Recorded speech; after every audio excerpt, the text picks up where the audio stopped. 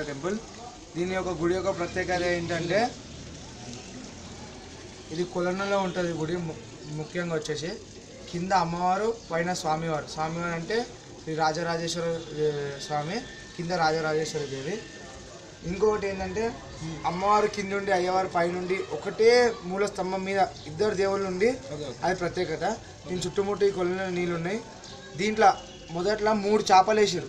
ఆ 3 చేపలకు 3 నామాలు ఉంటాయి. విష్ణుకి ఎట్లుంటాయి నామాలు, అట్లా చేపలకు నామాలు ఉంటాయి. అవి 3 ఇది కట్టినప్పుడు వేస్తే ఇప్పుడు అవి కొన్ని వందల చేపలని. ఆ చేపలు ఎప్పుడు వస్తాయంటే పొద్దున పంతులు వచ్చి నైవేద్యం 5:30కి తీసుకొచ్చి ఒక మంత్రం చదివి వేసినప్పుడే అవి వచ్చి అవి తినేసిపోతాయి. వాళ్ళు ఉట్టప్పుడు ఎవరికి కనవాలి. అది చూడాలంటే పొద్దున 5:30కి రావాల్సిందే.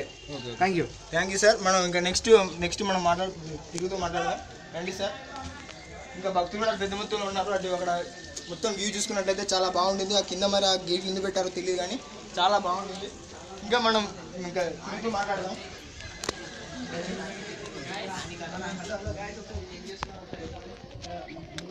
చేపలకి మేము గుర్తు చేస్తున్నాం.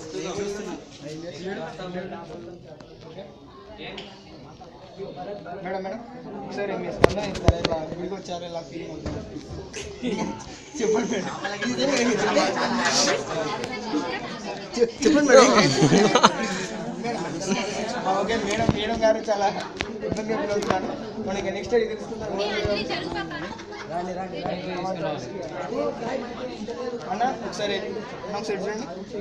ఒకసారి మీ స్పందన చెప్పండి. మన ఈరోజు మీరు ఎలా ఫీల్ అవుతున్నారు? దీని గురించి మీరు ఏమంటున్నారు? ఇక్కడ గుడి నీళ్ళలో ఉంది, చాలా అద్భుతంగా ఉంది.